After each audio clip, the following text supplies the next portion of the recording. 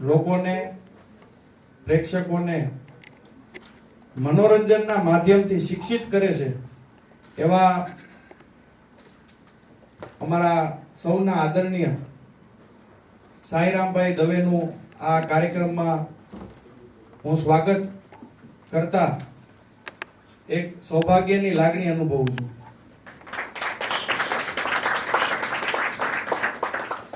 એમ તો આપ સૌ આદરણીય સાંઈરામભાઈજી સારી રીતે પરિચિત હશો. એમના ટીવી ઉપર, યુટ્યુબ ઉપર અને લાઈવ પણ એમને ઘણીવાર તમે સાંભળ્યા હશે. પણ જ્યારે મને ઇન્ટ્રોડક્શન એમનું દેવાનું મને કહેવામાં આવ્યું ત્યારે એ કઈ કઈ ગતિવિધિઓ કરે છે, એ કઈ કઈ વસ્તુઓ કરે છે એ લિસ્ટ લઈને બેઠો. એટલે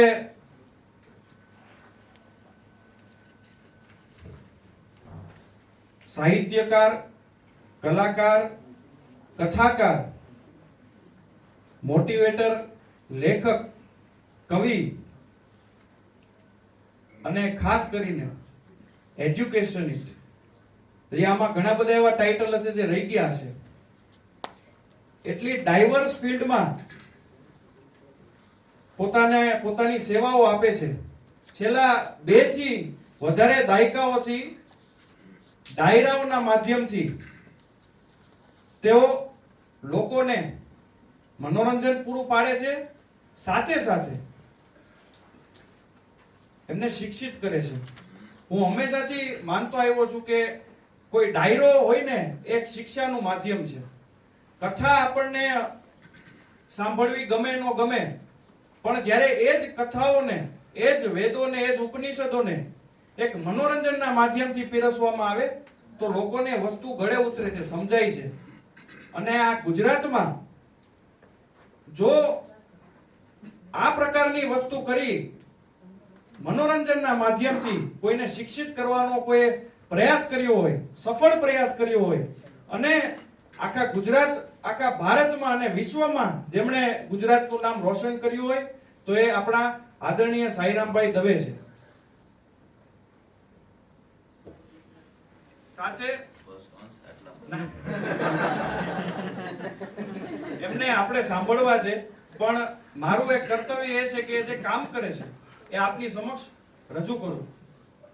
શિક્ષણના માધ્યમમાં, શિક્ષણના ક્ષેત્રે આપણે આજનો ટોપિક, અગત્યનો ટોપિક છે કે 2060માં જ્યારે ગુજરાત 100 વર્ષનું થશે ત્યારે એજ્યુકેશનની ફિલ્ડમાં આપણે ક્યાં પહોંચ્યા હશું અને જ્યાં પહોંચવાની આપણે પરિકલ્પના લઈને બેઠા છીએ એ ત્યાં પહોંચવા માટે આપણે શું રસ્તો અપનાવવો પડશે.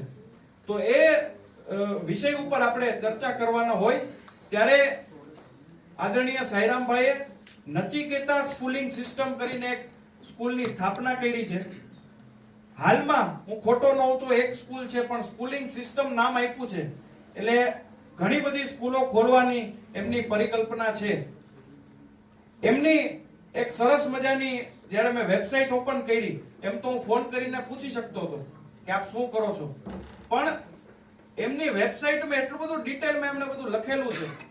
તો એક એમને સરસ મજાનું એક વાક્યમાં લખ્યું છે કે મેં એક બાળકને પૂછ્યું તને કેવી સ્કૂલ ગમે? તેણે કીધું બંધ.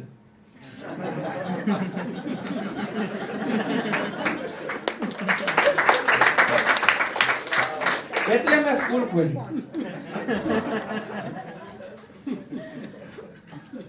નચિકેતા સ્કૂલિંગ સિસ્ટમની જો આપણે વાત કરીએ તો પંચ તત્વોની પ્રાર્થના એમના સિલેબસમાં આવે છે, એમને ભણાવવામાં આવે છે. પંચ તત્વો જે આપણે સૌ, આપણી સંસ્કૃતિ જેના ઉપર ઊભી છે, પંચ તત્વોની પ્રાર્થના. યજ્ઞશાળા છે, ત્યાં ઇનોવેટિવ હોમવર્ક સ્કૂલ દ્વારા દેવામાં આવે છે અને ત્યાં કોઈ બેલનો કન્સેપ્ટ છે જ નહીં. નો બેલ કન્સેપ્ટ એ લગભગ ગુજરાતમાં, હું ખોટો ન હોઉં તો પ્રથમવાર કોઈ સ્કૂલે નો બેલ કન્સેપ્ટ ઇન્ટ્રોડ્યુસ કર્યો હતો. એ ઉપરાંત આપ જો સ્કૂલ સાક્ષાત રીતે જોવા જાઓ, ત્યાં જોવો તો એના ક્લાસરૂમ છે ને એમાં ખૂણો જ નથી. એ રાઉન્ડ ક્લાસરૂમ છે. એ મેં જઈને જોયું ત્યારે ખબર પડી કે આવા પણ ક્લાસરૂમ આપણે બનાવી શકીએ. તો નાના બાળકો જ્યારે સ્કૂલમાં આવે છે એક ખૂણો એમને ન નડે એ હેતુથી રાઉન્ડ ક્લાસરૂમ એવો કન્સેપ્ટ એમને ઇન્ટ્રોડ્યુસ કર્યો છે. આવા ઘણા બધા ઇનોવેટિવ કન્સેપ્ટ એમણે ઇન્ટ્રોડ્યુસ કર્યા છે. તો વધુ સમય ન વેડફતા સૌપ્રથમ આદરણીય સાયરામભાઈનું સ્વાગત માટે એમને આઈડી કાર્ડ પહેરાવવા માટે હું આમંત્રિત કરીશ આસ્થા સુથારિયાજીને.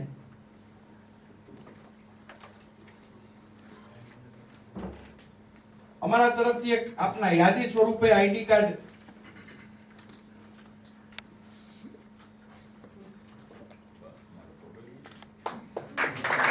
સાથે હું આમંત્રિત કરીશ આનંદ વર્માજીને કે જેઓ મોમેન્ટો આપી આદરણીય સાયરામભાઈનું સ્વાગત કરશે.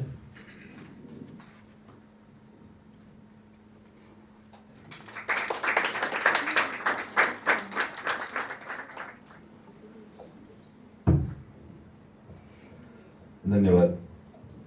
અંશભાઈ મારા એટલા બધા વખાણ કર્યા, મને પેલી બહુ શાહબુદ્દીન સાહેબની જૂની જોક યાદ આવી ગઈ કે કોર્ટમાં એક કેસ ચાલતો હતો અને વકીલે અસીલ વતી નાનકડો એક્સિડન્ટનો કેસ હતો અને વકીલે કીધું કે મારા અસીલને માથામાં વાગી ગયો, મારા અસીલનો પગ ભાંગી ગયો, મારા અસીલનો બૈડો ફાટી ગયો. તો ઓલો જેને ફરિયાદ કરી હતી ને પોતે રોવા માંડ્યો. તું શું કામ રોવા? કે મને આટલું બધું લાગ્યું છે અત્યારે ખબર પડી છે.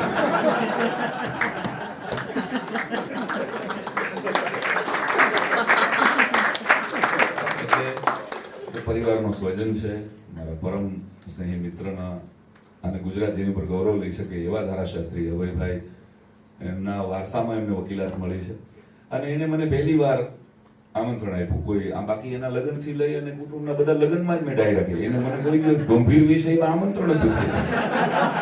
એને મને જ્યારે સાંભળ્યો છે ત્યારે ડાયરામાં જ સાંભળ્યો છે. પહેલી વખત અંશે મને એમ કીધું કે અમે આઈ થિંક બધા રાજકોટના છે આ કે સૌરાષ્ટ્ર, આખા ગુજરાત સ્વાગત છે બધા. અને આ વિષય ઉપર કારણ કે મારો ગમતો વિષય છે પરંતુ આની ઉપર કોઈ મને કીધું જ નથી બોલવાનું. એટલે આપણા દેશમાં મહાન થવા માટે મરી જવું ફરજિયાત છે. અમુક તમને પૂરી થઈ જાય પછી સમજાશે. જે પણ મહાન લોકો થઈ ગયા ને એ કોઈ જીવતા તો મહાન હોય જ ન શકે. એક બહુ મોટા ડિબેટ થઈ હતી અમારે કે એક કવિનું નામ આપીએ એક રંગમંચને, અને કે ભાઈ એટલે એની ડિબેટ એવી ચાલી હતી, નામ નહીં લઉં કોઈના, પણ ડિબેટ એવી ચાલી હતી કે પણ એ તો જીવે છે ને. એક જેનું નામ આપવાનું હતું બે જણા, જેમાં એક ઓફ થઈ ગયા હતા એટલે એનું નામ અપાણું, ઓલાનું નામ એટલે ન અપાણું લાયક હોવા છતાંય, કારણ કે એ જીવતા હતા. હવે સારું મને એમ તો ખાલી ગળચી દબાવી દઉં શું આપણા પેરામીટર્સ છે સમાજના, એવું તો ઘણું બધું. આ બધાના આશીર્વાદથી 26 વર્ષથી હું જાહેર જીવનમાં કાર્યક્રમો કરું છું. 14 વર્ષ મારી શૈક્ષણિક કારકિર્દી ના, એમાં 8 વર્ષ હું શિક્ષક તરીકે રહ્યો અને પછીના થોડા સમય હું આચાર્ય તરીકે એક સરકારી સ્કૂલ ગોંડલની અંદર રહ્યો. ખેર મારી વાત એ કદાચ કોઈના આત્મશ્લાઘા લાગે, નચિકેતામાં હું શું કરું છું એની છેલ્લી 10 મિનિટમાં આપણે વાત કરીશું. 2060માં ગુજરાત કેવું હશે, ગુજરાતનું શિક્ષણ કેવું હશે, આ વિષય જ્યારે મને ભાઈ અંશે આપ્યો ત્યારે હું પણ આમ બહુ સ્તબ્ધ થઈ ગયો કે આ તો વિચાર્યું જ નથી મેં પણ શું હશે. અને પછી તો કાંઈ આમ શિક્ષકનો જીવ એટલે શિક્ષક છે ને એ હું છે ને વ્યવસાય શિક્ષક નથી. બે પ્રકારના શિક્ષક હોય છે ખબર છે ને માર્કેટમાં, એક વ્યવસાય શિક્ષક હોય અને એક સ્વભાવે શિક્ષક હોય. અને ઈથી આગળ કહું તો એક સંકલ્પથી શિક્ષક થયા હોય અને બીજા એક્સિડન્ટલી. એ દાળો વાટો કાઢી નાખ્યો હોય ને એ એક્સિડન્ટલી ટીચર કાઢી નાખ્યો કે જે માત્ર ક્યાંય હવે એડમિશન નથી મળતું તો બીએડ કરી લઈએ, બીજે ક્યાંય નથી ચાન્સ, મેડિકલમાં જગ્યા નથી ને એન્જિનિયરિંગમાં ફૂલ થઈ ગયું છે તો હવે ઘરે ગયો હવે આગળ પીટીસી કરી લઈ. અને જે શિક્ષકો થયા એને કેળવણી આમ ગુણવંત સાહેબ એમ કે આ એક ઉઘાડનો વિષય છે. આ એક આમ નાનકડા છોડને ઉછેરવાનો વિષય છે, ઝાકળને હથેળીમાં ઉછેરવાનો કસબ એટલે કેળવણી. તાલી પાડશો તો કઈ વાંધો નહીં. હવે આમાં એવું નથી એમાં તાલી ના પડાય એવું તો કઈ રામ માધવજીએ પણ ના નહીં પાડી હોય તમને કદાચ. તો કેટલા માટે કે આ માળી એક ફૂલને ઉછેરવા, એક છોડને ઉછેરવા જેવો કસબ હતો. પણ આપણે બહુ ઓનેસ્ટલી અત્યારે જે જગ્યાએ ઊભા છીએ 2020 તો આપણે સ્વીકારવું પડે કે માળીઓમાં કેટલા કઠિયારા ઘૂસી ગયા. આ બે વચ્ચેની આપણે ઇંગ્લિશ મીડિયમ સ્કૂલો પણ છે, પરંતુ એમાં બે પ્રકારની ઇંગ્લિશ મીડિયમ સ્કૂલો હું જોઈ રહ્યો છું કે જ્યાં એક જગ્યા જ્યાં જ્યાં ભારત છે જ નહીં, એક એવી ઇંગ્લિશ મીડિયમ સ્કૂલ છે, અને એક વ્યવસ્થાના ભાગરૂપે કે આ છોકરાઓ વયા જશે યાર, આ હિન્દુઓને બચાવવા માટેની એક ઇંગ્લિશ મીડિયમ સ્કૂલો છે. આ બે પ્રકારની એવી એક હું પણ ચલાવું છું દાખલા તરીકે. એટલે હું સહેજે એમ નથી કહેતો કે હું અહીંયા પાકિસ્તાનને મુર્દાબાદ કહીને હિન્દુસ્તાન જિંદાબાદ કહેવા માટે નથી આવ્યો, અને આપણે બધા એના માટે ભેગા નથી થયા. આપણે શું કરી શકીએ, શું થશે, તો આ કલ્પના જ્યારે અંશે ફોન મૂક્યો અને પછી ઓલું આમ વિસ્ફોટ થયો મને કે આ શું હશે 2060માં. અને મેં જે કાલ રાત્રે તમારા માટે સ્પેશિયલી લખ્યું, you are the first audience, આના માટે માત્ર તમારા માટે લખાયેલો આ લેખ છે, પછી હવે ગુજરાત સુધી પહોંચશે, પણ મેં એવું કંઈક લખ્યું તમારા માટે. 2060માં ગુજરાત રાજ્યને 100 વર્ષ થશે. અત્યારે અહીં બેઠેલા કે બોલનારા આમાંથી કોણ ત્યારે હશે કે નહીં, કારણ કે આમાં ચોથી લહેર ગમે ત્યારે આવી જાય છે, કશું નક્કી નથી. કોણ કોની તિથિમાં જશે, કોણ રેસ્ટ ઇન પીસ મૂકશે, અને આપણે કેટલા આમ તમે ગણો ને તો કેટલા બધા કોપી પેસ્ટના માસ્ટર છે કે રેસ્ટ ઇન પીસ હિન્દુ સંસ્કૃતિમાં હોય જ નહીં. સમજો છો, આપણે કોઈ પણ ઓફ થઈ જાય એટલે આ માત્ર જ્યાં દફન થાય છે એ લોકો રેસ્ટ ઇન પીસ, જે ધર્મની માનસિકતા છે કે ભાઈ અમારો બીજો જન્મ નથી, એ જ લોકો રેસ્ટ ઇન પીસ કયામત સુધી રાહ જુએ છે. આપણો તો પુનર્જન્મ છે, અને છતાંય કોઈ પણ હિન્દુ ઓફ થઈ જાય એટલે રેસ્ટ શું છે. પણ શિક્ષણની શરૂઆત ખાલી સ્કૂલોમાં નથી. મારા માટે શિક્ષણ, કારણ કે હું સ્કૂલમાં જેટલું શીખ્યો ને એના કરતા 1 લાખ ગણું લોકોમાંથી શીખ્યો. જેટલા આયોજકોએ પેમેન્ટ આપીને શીખવાડ્યું ને એનાથી વધારે ન આપીને શીખવાડ્યું. કે આટલો સારો માણસ આટલી સરસ રીતે, અને એ અમેરિકામાં મને પેમેન્ટ નો આપ્યો, પાછું એમ નહીં કે અહીંયા આ લેવલનું થાય કામ મારી સાથે, કે અને થયું છે. આ બધાના નામ મારે નથી આપવા, આ બધી પર્સનલ મેટર છે, પણ આજે હું એટલા માટે કહી રહ્યો છું કે માણસના ઘડતરમાં સ્કૂલ એક મોટો ભાગ ધરાવે છે, પણ ખાલી સ્કૂલ જ નથી ધરાવતી. આપણે બધાએ બે પ્રકારની સ્કૂલ સાથે જોડાયેલા છે. એક જેમાં આપણું શિક્ષણ લેવાનું, એમાં લખતા વાંચતા આપણે શીખ્યા, જેમાં સબ્જેક્ટિવ શીખ્યા, અને બીજું જે આપણે જીવતા શીખવાય. આ બે પ્રકારની સ્કૂલ પેરેલલ ચાલે છે. એટલે અહીંયા હું બેયને જરાક સ્પર્શવાની મેં કોશિશ કરી છે. એટલે અમારી કોણ હશે એ ખબર નથી. 2060નું શિક્ષણ કેવું હશે, શિક્ષકો અને શાળાઓ હશે કે કેમ, એ પ્રશ્ન છે. જો આપણી વેદકાલીન શિક્ષણ પ્રણાલીમાંથી વેદ અને ઉપનિષદોની સાયન્ટિફિક રીતે રજૂઆત આપણે કરી શક્યા, આવું મારું માનવું છે. અંગત આમાં તમે અસમત પણ હોઈ શકો, તો 2060માં સમગ્ર વિશ્વ ફરી એકવાર ભારતના શિક્ષણને સલામ કરશે. પરંતુ આપણે તો વિશ્વની શિક્ષણ પદ્ધતિઓથી અંજાઈ ગયા છે. અત્યારે જે જગ્યાએ ઊભા છીએ આપણે, ત્યાં તો આપણે આંધળા અનુકરણમાં અટવાઈ ગયા છીએ. અને આ જો અને તો મને હિમાલયથી સહેજ પણ નાના નથી લાગતા. 2022માં આજે સોશિયલ મીડિયા અને ઇન્ટરનેટની જે ઝડપ છે એ આગામી 40 વર્ષમાં તો ક્યાં પહોંચશે. અત્યારે 5G નેટવર્ક આઈ થિંક આપણે પહોંચી ગયા 5G સુધી. તો મને એવું લાગે છે કે મેં મગજ હલાવ્યું છે કે 2060માં 80G નેટવર્ક હશે કદાચ. તમે જેનો વિચાર કરો એ વસ્તુ તમારા ઘરની દિવાલો ઉપર દેખાશે. આર્ટિફિશિયલ ઇન્ટેલિજન્સ કહેવાય કે જે તક તમારા ઘરે આવે, તમે વિચાર કરો કે પીઝા એટલે પીઝા વાળો આવી ગયો હોય, કાંઈ ઓર્ડર કરો સર જોઈ છે પીઝા તો લઈ જશે. તમે એમ કરો કૃષ્ણ એટલે કૃષ્ણની જેટલી ફિલ્મો હશે ફટફટ કરતી તમારા દિવાલ ઉપર આવવા જ માંડે, કૃષ્ણ ક્યાંકથી બોલવા જ માંડે. આવું કંઈક થશે, કારણ કે ત્યારે દિવાલો જ નહીં હોય, લોકો એલઈડી સ્ક્રીનની વચ્ચે રહેતા હશે. લોકોના ઘરમાં જ એલઈડી સ્ક્રીન હશે બધી જ. આવું મારું માનવું. સ્કૂલની બહુ જરૂર નહીં હોય. 2060માં મેથ્સ હેલ્પલાઇન નંબર હશે, સાયન્સ હેલ્પલાઇન નંબર હશે, સોશિયલ સ્ટડીઝ હેલ્પલાઇન નંબર હશે. સવારના પોરમાં શિક્ષકો નથી આપણે લોન માટે ફોન કરતા, એમ ટીચર ફોન કરશે તમારા બાળકને કઈ મેથ્સમાં છે ડાઉટ્સ, તો બહુ હળવું ફૂલ તમને લાગી રહ્યું છે, પણ આ બહુ ગંભીર સત્ય છે નો અંગુલી નિર્દેશ કરી રહ્યું છે. ઓપન સ્કૂલિંગ તરફ અત્યારે છે. કેટલા બધા મા બાપ એવા છે સારા ઘરના જે પોતાના છોકરાને સ્કૂલે મોકલવા તૈયાર હતા, એમાં લોકાલિટી આવું માનતા થઈ ગયા છે, બગડી જાય લોકાલિટી. એ બીજા બધા બાળકો સાથે કરતા મારો છોકરો અલગ છે, આવું થઈ રહ્યું છે. ઓપન સ્કૂલિંગમાં બહુ સારા પરિવારના, શિક્ષિત પરિવારના અબજોપતિના છોકરાઓ એકલા શીખી રહ્યા છે, કાં તો કોઈ એને સ્કૂલમાં નથી મોકલવા, કોઈ ક્લાસીસમાં એ ભણાવી રહ્યા. મારો છોકરો એકદમ આવો જુદો પાડી રહ્યા છે એક પ્રવાહ. મારો છોકરો બહુ ઇન્ટેલિજન્ટ છે, એને કોઈ સ્કૂલની જરૂર નથી, એ ખાલી 4 ક્લાસીસ કરશે. એટલે જે આપણા બધાનું એક આખી પેઢી, મતલબ અહીંયા મારા જેવડા કદાચ 4-5 જણા છે. મને આનંદ એ વાતનો છે અંશભાઈ કે પહેલી વખત હું કાળા માથાવાળાઓને મળી રહ્યો છું. આખી સભામાં મારા જેવા 2-3 જ છે જેને હેર ડાય કરેલી હોય. એટલે આઈ લવ યુ. પહેલા તો તમે આ ચિંતા અને ચર્ચા કરો અમારે મળવા ઇઝ ગુડ. એક આશાનું કિરણ છે. એટલે હું ખાલી નેગેટિવ જ અહીં સૂત્રપાત નથી કરતો, હું બે બાજુ વાત કરીશ તમને. તો મને એવું લાગે છે કે દરેક helpline number, science helpline number, આવા દરેક વિષયોના હેલ્પલાઇનના કોલ સેન્ટરો છે, જે શિક્ષકો તમને મૂંઝવતા, તમારા બાળકોને મૂંઝવતા સવાલોના જવાબ આપશે અને તમારે તેને ગૂગલ પે થી ભાડું ચૂકવવાનું રહેશે. જે એનો પગાર ગૂગલ પે ની માથેનું કંઈક હશે જે XYZ. શ્રીમંતોના સંતાનો ઘરે મોંઘાદાટ પર્સનલ ટ્યુશન રખાવશે. હવે સાંભળજો, શ્રીમંતોના સંતાનો ઘરે મોંઘાદાટ પર્સનલ ટ્યુશન રખાવશે. જો કે ફિમેલ ટીચર્સ ટ્યુશનમાં ગન વાળા સિક્યુરિટી ગાર્ડ લઈને જ આવશે.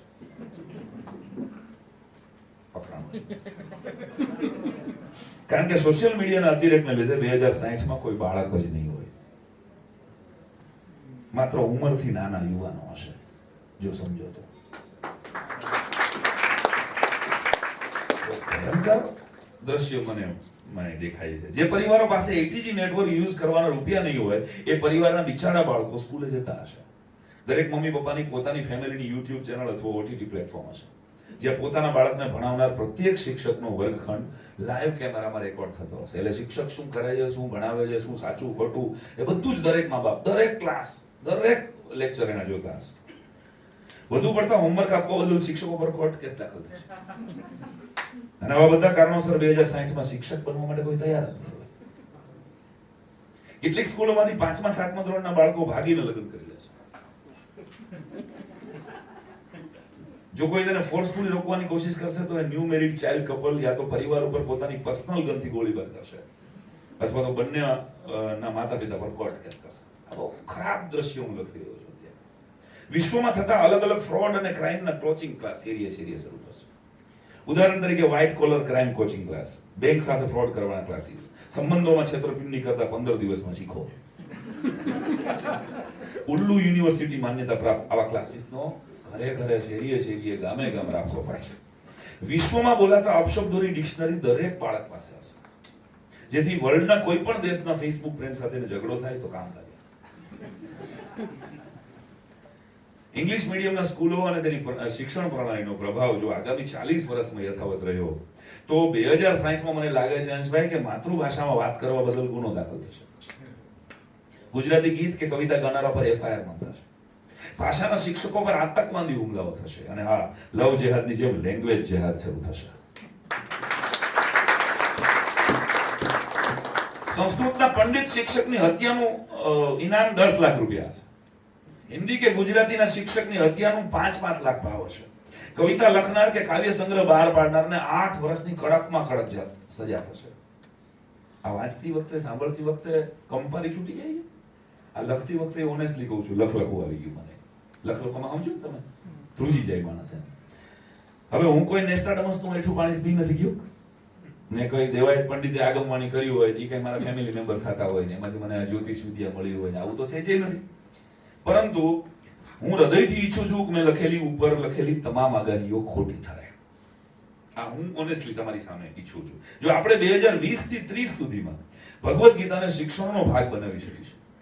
હવે એક પાઠ બીજો આપવો પડે ને. આ તો મેં તમને આપ્યું, આ ચિત્ર આપ્યું, બીવડાવીને પછી જરા ખારું કહું તો સારું લાગે ને તમને, કે આ થશે જો ધ્યાન નહીં રાખીએ. અને બે બહુ સત્ય છે. આપણે 2020 થી 30 સુધીમાં ભગવદ ગીતાને શિક્ષણનો ભાગ બનાવી શકીશું. જો ઉપનિષદની વાર્તાઓ ઉપરની વિડીયો ગેમ કે VFX વાળી કિડ્સ ઓરિએન્ટેડ ફિલ્મો બનાવી શકીશું. વેદ વચને કોઈ પણ ધર્મના નહીં, કોઈ પણ મذહબ સાથે જોડાયેલા, ધર્મ સાથે જોડાયેલા વ્યક્તિ માટે ઉત્તમ જીવન શૈલીની આચાર સંહિતા છે. આવું આપણે સાયન્ટિફિકલી સાબિત કરી શકીશું. માહિતી અને જ્ઞાનનો જે તફાવત લાખો વર્ષો પહેલા ભારતના ઋષિઓએ સાર્થક કર્યો હતો, તેનો જગતને સ્પર્શ કરાવી શકીશું. તો ગેરંટી આખી દુનિયા જેમ નાલંદા અને વલભીપુર માટે લાઈનમાં વિઝા લઈને ઊભી હતી, એમ ભારતમાં વિઝા લેવા માટે ઊભી હશે. માત્ર ભવ્ય ભૂતકાળના મહિમા ગાનથી વિશ્વના વિદ્યાર્થીઓને આકર્ષી નહીં શકાય. આ તમે સમજો છો, હું પણ સમજુ છું બહુ ઓનેસ્ટલી.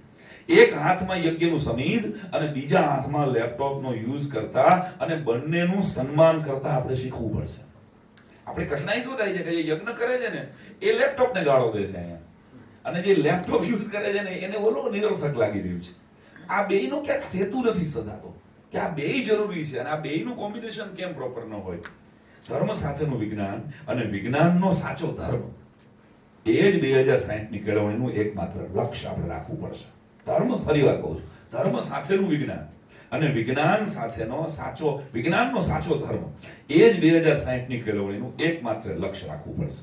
આપણી કેટલીક પરંપરાઓ અને રિવાજોનું લોજિક અને સાયન્સ આપણે સંશોધિત કરવું પડશે. તેમના તરફ સૂગ રાખ્યા વગર તેનું વિશ્વ કક્ષાએ બ્રાન્ડિંગ કરવું પડશે. કે આપણી પરંપરાઓ પર આપણને ભરોસો નથી ને. ભારતની જ પ્રજા, ભારતના જ યંગસ્ટર્સ કે હવે તો કોણ કરે છે.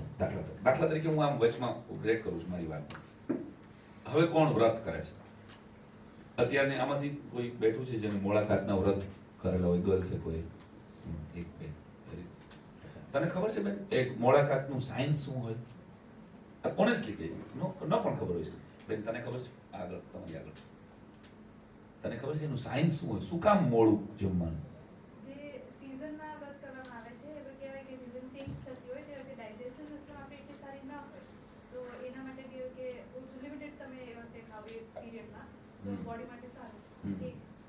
નજીક છું. આ ખાલી નાનકડો મુદ્દો આમ વચ્ચે અટકીને કહું છું કે સ્ત્રીઓને શું કામ ભાઈ મોડું? આપણે કેમ કોઈ ભૂરાઓએ કોઈ વ્રત ન કર્યા? આપણે કઈ કન્યા સારી નથી જોતી, વર્ષોથી જોઈએ જ છીએ, પણ આપણા માટે બહુ વ્રતો નતા. યાદ કરો, તમે જુઓ ને બધી બુધવાર રહ્યા હોય એ બપોરે ભાંગીને બેઠા હોય. આપણને કોઈ વ્રત કરે, અને આપણે તો પાછા એટલો એકાદ વ્રત કર્યું હોય ને તો આખા ગામને ફોન કરે, આજે શનિવાર રહ્યો છું, જરાક આમ નબળાઈ જેવું લાગે છે. 300 રૂપિયાનું ફરાળ દાબી જાય, 1 કિલો કેળા દાબી જાય, એકવાર રાજગરાનો શીરો, શું પણ જોઈતો. શેનો તારે ઉપવાસ છે? 3-4 જ્યુસ પી જાય. આ હળવાશ મારો ચીચોડો છે, મારી શૈલી છે લગો. અને આપણે પાસે તોય તન જરાક મજા નથી બોલ, આજ કે નબળાઈ જેવું લાગે. એક દિવસનો ઉપવાસ સ્ત્રીઓ માટે સહજ હતું. તો એ સમયે જ્યારે મોળાકાત એન્ટર થયા, આપણને મોળાકાતનું કદાચ સાયન્સ ખબર નથી. અને મેં તો ખાલી લોજિક, મારી સ્કૂલમાં મેં એક નો ઓબ્સ્ટ્યુકલ વીક ઉજવેલું. નચિકેતામાં કેટલાક પ્રયોગ, મારી પ્રયોગશાળા છે એકચ્યુઅલી, મારી સ્કૂલ નથી.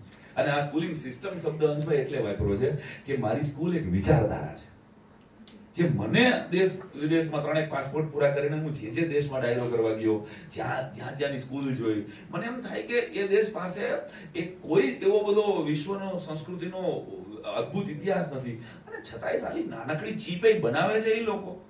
આપણે તો કોપી જ મારવાની યાર બીજા દિવસે. આપણે કેમ જનરેટ ન કરી શકાય? આપણી પાસે મહાન ભવિષ્ય ભૂતકાળ હોવા છતાંય ફ્યુચર શું છે એ ખબર નથી આપણે. પણ વર્તમાનમાં તો આપણે બીજું જે બનાવે ને એની આપણે કોપી.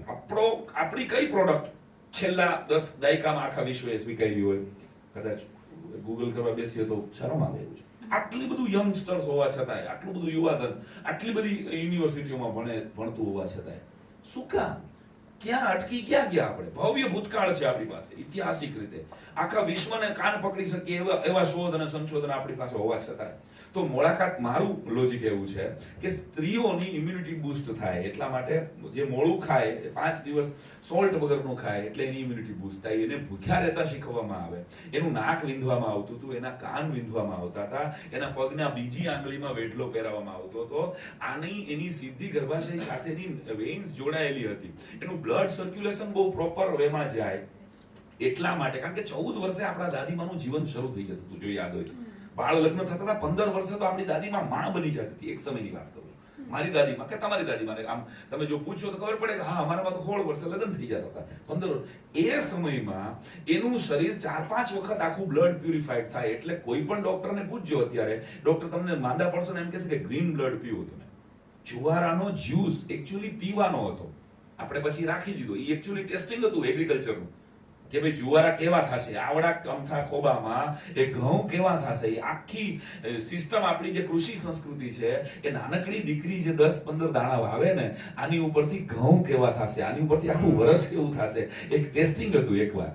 અને એ જુવારા કહેવાય, એ જુવારાનો જ્યુસ પીવાનો હતો. જુવારાનો જ્યુસ કોઈ પણ મેડિકલ ટર્મિનોલોજી ના માણસને પૂછજો, પીવાથી બ્લડ પ્યુરિફાઈડ થાય. બ્લડ પ્યુરિફાઈડ થાય એટલે માં સ્ત્રી 14-15 વર્ષે જીવન જીવવા માટે સક્ષમ થઈ પડે, એનું લગ્ન જીવન. તો આ આવડું મોટું સાયન્સ હતું. અંગ્રેજીની એક કહેવત હતી, મને યાદ નથી, અને હું આટલા બધા હોશિયાર માણસો છો એટલે ખોટું નહીં બોલું કે ઓસ્કર વાઇલ્ડે આવું કીધું છે, નકર હું કહી દઉં તો તમે ક્યાં ગોતવાઈ જવાના હતા.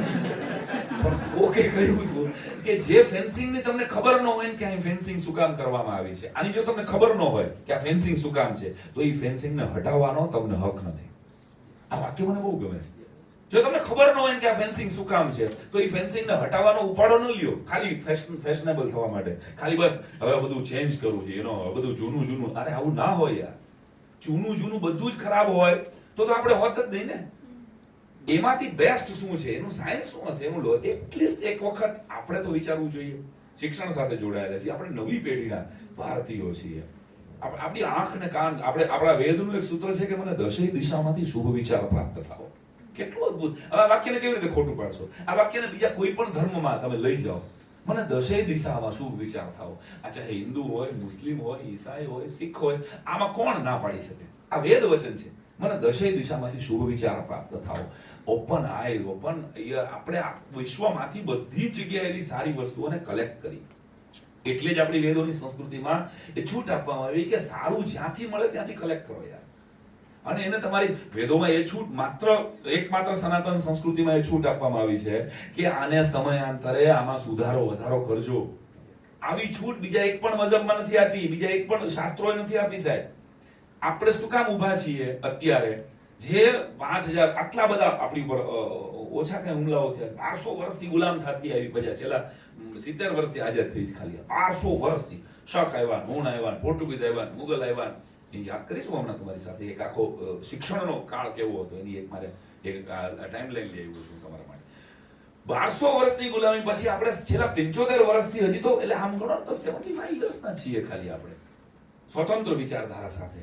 એટલે આપણી ઉપર એટલા બધા ઇન્ફ્લુઅન્સ થયેલા છે, આપણી પર એટલી બધી અસરો છે, એમાંથી સ્વતંત્ર વિચારો છતાં પણ રામના લગ્ન જે સપ્તપદી થયા હતા એ જ સપ્તપદીથી સાંઈ રામના લગ્ન થયા છે, એ જ સપ્તપદીથી અંશના લગ્ન થયા છે, એ જ સપ્તપદી, એ જ સત્યનારાયણની કથા હજી બોલાય છે. ભલે કદાચ જીવનશૈલીમાં ફેરફાર આવ્યો છે, આપણા વડીલો ધોતિયું પહેરતા હતા ને આપણે જીન્સ ઉપર આવી ગયા છીએ, એમાં કઈ આપણે ધોતિયાના કોઈ ખરખરા નથી કર્યા, કોઈ પ્રાર્થના સભા નથી કરી ક્યાંય કે હવે કોઈ ચાંદલા, કોઈ પાઘડીઓ નથી પહેરતું. એક સમયે દરેક કોમની પાઘડી હતી. સૌરાષ્ટ્રના લોક સાહિત્યમાં તો એની કવિતાઓ સામૂહિક મળે એટલે ખબર પડી જાય, ખાલી રામ રામ બોલે ત્યાં, ખાલી પાઘડી ઉપરથી કે આ ફલાણી કોમનો હશે અને ફલાણા એરિયાનો હશે, આ ફલાણા વિસ્તારમાંથી આવતો હશે. આ એની પાસે આધાર કાર્ડ નહોતા ભાઈ, એને આ આધાર કાર્ડ બનાવેલા. એની ભાષા ઉપરથી ખબર પડે, એના વિવેક ઉપરથી ખબર પડે, એની પાઘડી ઉપરથી ખબર પડે કે ક્યાંનો હશે. તો કેટલીક વસ્તુ અદ્ભુત હતી. આપણે આનું સંશોધન કરવાનું પણ ભૂલી ગયા કે આપણા વ્રતો પાછળનું સાયન્સ શું હતું યાર. શું કામ મૂકી દીધું નાકની ચૂક ને નાક વિંધાવાનું કારણ શું હતું? ફેશનેબલ થવામાં, અથવા તો હવે ક્યાં કોઈ, આપણી પાસે જવાબ શું હોય છે, હવે ક્યાં કોઈ કરે છે. આ બહુ મસ્ત, મને બહુ ખોટો જવાબ આપણી પાસે. હવે ક્યાં ભાઈ કોઈ નથી માનતું ને, હવે બધા દિવાળી ઉપર ફરવા જ વયા જાય છે ને, એટલે હવે મળવાનું ક્યારે? આપણા તહેવારોમાંથી, અને આપણા જ તહેવારો, અનેક વાર કીધું છે મેં કે આપણા જ તહેવારો પર એવા મેસેજીસ શરૂ થાય. હોળી ઉપર જ આવે, તમે જુઓ કે પાણી બચાવો, તે ક્રિસમસ ઉપર નથી પાણી બચાવવાનું તમારે? ત્યાં પાણી નથી બોટલોમાં ભરાતું?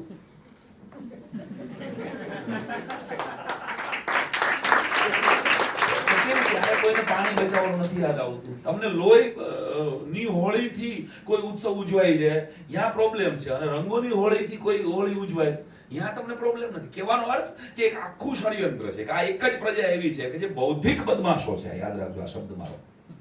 હિન્દુ સનાતન ધર્મને અને ભારતને નુકસાન મુગલોએ કે અંગ્રેજોએ નથી કર્યું, બૌદ્ધિક બદમાશોએ કર્યું છે.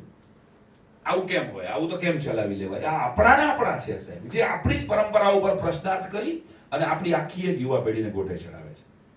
આ બૌદ્ધિક બદમાશોના પરિણામે જ આપણે ફરીવાર કદાચ જો ધ્યાન નહીં રાખીએ, જો જાગશું નહીં, તો એટલી ખરાબ રીતે ભારતને મૂકી દઈશું કે આપણી પેઢીઓ આપણને અંગ્રેજીમાં બહુ મસ્ત ગાળ આપશે કે કેવું દેશ મુક્ત ગયા, કેવો દેશ મુક્ત ગયા. તો મેં અહીં લખ્યું છે કે આપણા પરંપરા ઉપરની સૂગ રાખ્યા વગર આપણે વિશ્વ કક્ષાએ તેનું બ્રાન્ડિંગ કરવું પડશે. આપણા સાહિત્ય અને સંસ્કૃતિની ધરોહરનું વિશ્વની તમામ ભાષામાં ટ્રાન્સલેશન કરવું પડશે.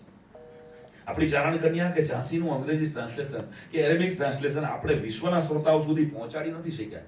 એમાં તો તમે માનો છો સે યસ ઓર નો? કે આપણી ચારણ કન્યાનું ટ્રાન્સલેશન જો વિશ્વની કોઈ પણ ભાષામાં કરી અને આપણે પહોંચાડી શક્યા હોત તો અત્યારે ઈરાનથી લઈ અને નાઇરોબી સુધીની કોઈ પણ દેશની સ્ત્રીઓ લડતી વખતે એના યુથ આઇકોનમાં ચારણ કન્યા હીરબાઈ કે લક્ષ્મીબાઈને પોતાનો આઇકોન સમજતી હતી. આ મારું લોક સાહિત્ય સાથેનું મારી નિસ્બત છે એટલે એના રેફરન્સ આવશે, પણ આપણે નથી કરી શક્યા. જે કઈ ચારણ કન્યા કે લક્ષ્મીબાઈ એ કઈ ખાલી ભારતની વિરાસત થોડી હતી. વિશ્વની કોઈ પણ સ્ત્રીને બેઠી કરવા માટે તાકાતવાળી છે, ગમે એની સામે લડાય. અને આટલી હિંમતથી લડો તો સિંહના મોઢામાંથી પોતાનું વાછરડાની લાશ લઈ આવે સાહેબ. જે 14 વર્ષની દીકરી, એક ટીનેજર કેવી હોય સૌરાષ્ટ્રની, એ કેવડી મોટી વાત હતી. પણ આ વાત આપણે એનું બ્રાન્ડિંગ કરવાનું ભૂલી ગયા. ક્યાં સૌરાષ્ટ્રની રસધારની વાર્તાઓ આપણા માટે કોઈ એકાદ બે જ્ઞાતિની વિરાસત થઈને રહી ગયા. સમજો, આપણી જે કઈ સૌરાષ્ટ્રની રસધારની વાત કરું છું, ઉત્તર ગુજરાતની રસધાર પણ છે, દોલત ભટ્ટે લખેલી છે, પણ એ કદાચ પુસ્તક પણ અપ્રાપ્ય છે. આપણે ઉદાસ કેટલા છીએ આપણા ઇતિહાસ માટે. ઉત્તર ગુજરાતની હું તો એમ કહું છું કે આવી કોઈ તમારી જેવી ટીમે આ પુસ્તકો ને રીપ્રિન્ટ કરીને એટલીસ્ટ, કારણ કે ઉત્તર ગુજરાતમાં કેટલા સંતો થયા, શુરવીરો થયા. સૌરાષ્ટ્રમાં મેઘાણી થયા, મેઘાણી ના નામે એના સંતાનોએ બહુ કેર કરી એટલે લગભગ સૌરાષ્ટ્રીઓના ઘરે સૌરાષ્ટ્રની રસધાર હશે, અથવા તને ખબર હશે. અહીંયા અમને અમારા પાત્રો જેવા લાગે જોગીદાસ કુમાર, પણ ઉત્તર ગુજરાતના એ પાત્રો ફીલ જ નથી થતા. આમાં કોઈ છે ઉત્તર ગુજરાત?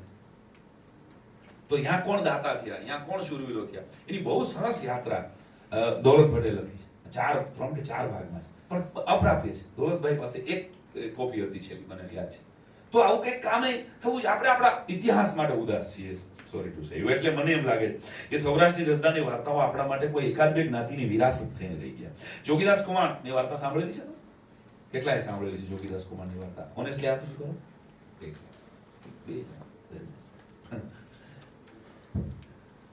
દુશ્મનાવટ હોય, એક બારવટીઓ કાઠી દરબાર, કાઠી કોમ્યુનિટીમાંથી હતા અને એની જમીન ભાવનગર ઠાકોર પાસે વહી જાય. બહુ શોર્ટમાં વાત કરું છું. પછી એ બારવટે ચડે. બારવટે એટલે અત્યારે તમે એમ કહી શકો કે એ બહુ મોટો ઝઘડો કરે અને એની સાથે લડત કરે.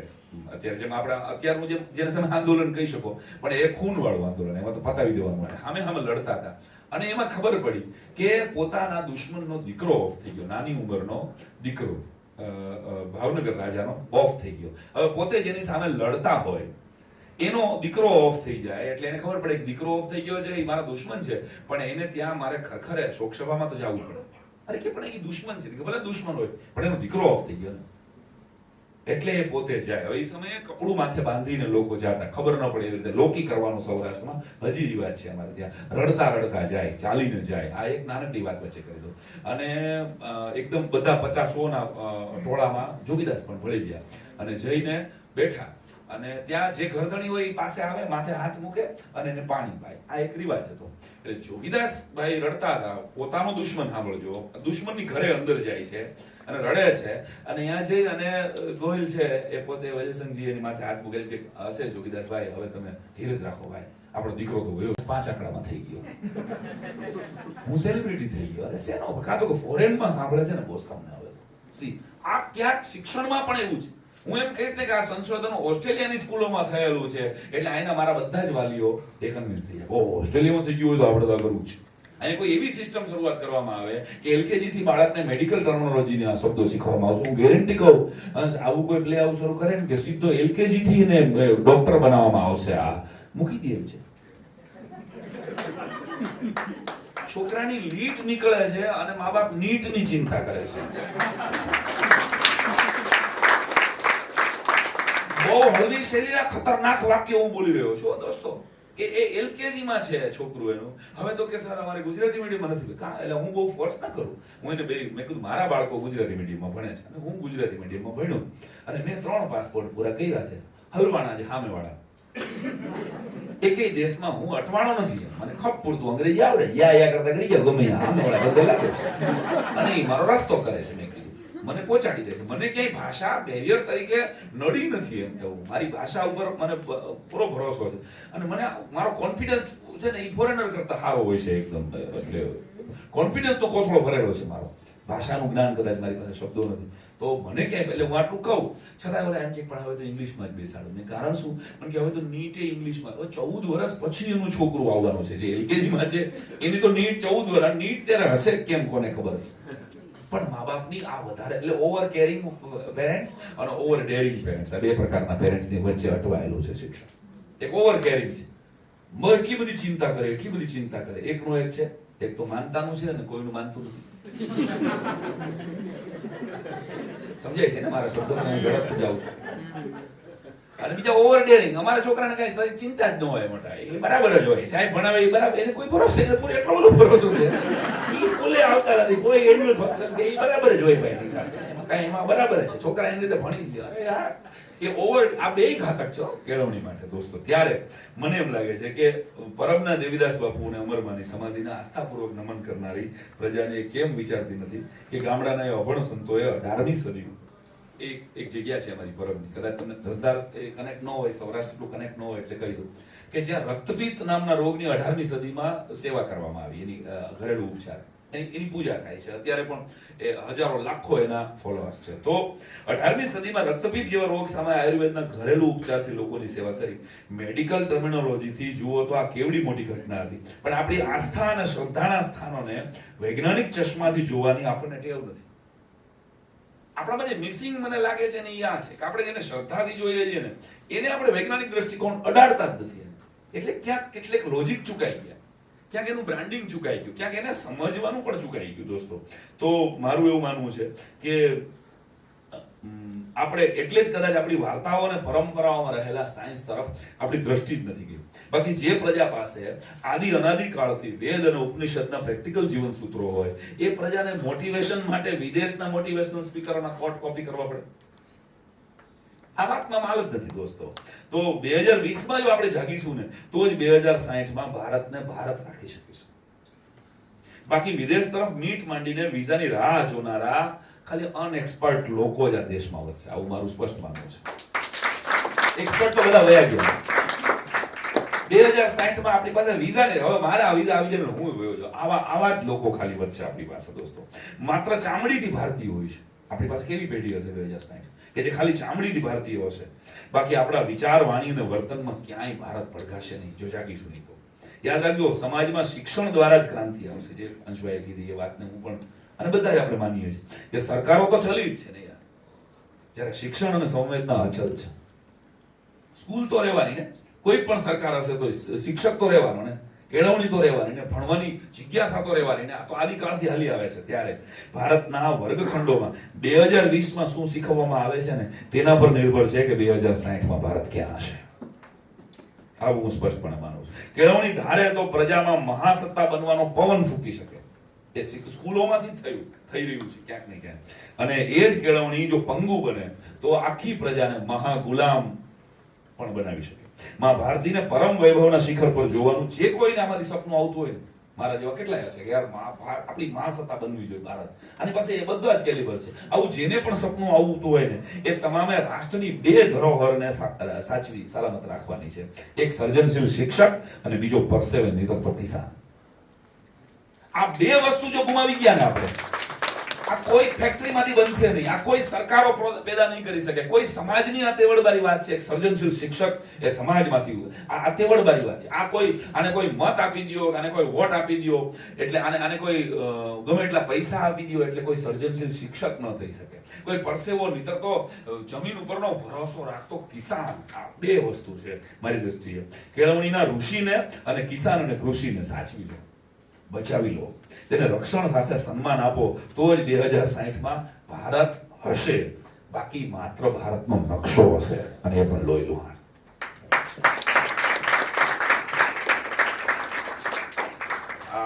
મને જે યોગ્ય લાગ્યું એ મેં તમને આમાં કીધું. અને જ્યારે ભારત આઝાદ થયો ત્યારે બરાબર ઇઝરાયલ પણ 48માં આઝાદ થયું હતું અને ડેવિડ બેન ગુરિયન એના વડાપ્રધાન ત્યાં પહેલા વડાપ્રધાન. અને એક પ્રશ્નાર્થ થયેલો, એક સંવાદ થયેલો જે કદાચ બહુ ઓછો પ્રચલિત છે. કોઈ પક્ષ કે કોઈ પાર્ટીની વાત નથી, પણ બંને પ્રાઇમ મિનિસ્ટરે ચર્ચા કરેલી કે તમારો દેશ આઝાદ થયો છે અને ઇઝરાયલ પણ આઝાદ થયું છે, સો તમે શું કરી રહ્યા છો? નહેરુએ પૂછ્યું કે ડેવિડ, તમે લોકો તમારા દેશની શિક્ષણ વ્યવસ્થા માટે શું કરી રહ્યા છો? કે અમે કાંઈ નથી કરતા. તો કે કેમ?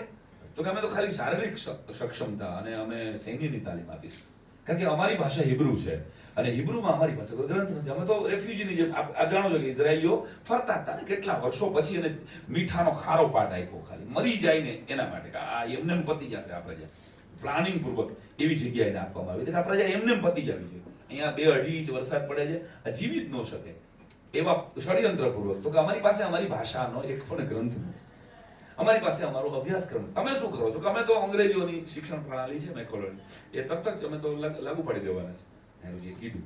અને તમે શું કરવાના છો તો કે મારા અત્યારે આખા દેશમાં 18 કલાક મારા શિક્ષકો કામ કરી રહ્યા છે.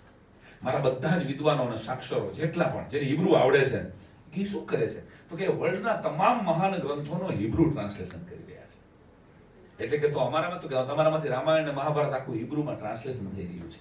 વિશ્વની બેસ્ટ ફિલોસોફી, મેનેજમેન્ટની સ્કિલ દરેક એરિયાના દરેક વર્ગના એ બધાનું ટ્રાન્સલેશન હિબ્રુમાં થઈ રહ્યું છે. તો કેટલો સમય લાગશે ખબર નહીં, 5-7 વર્ષ લાગશે. પરંતુ હિબ્રુ સિવાય અમારે બીજી એક પણ ભાષામાં અમારા બાળકને ભણાવવું નથી.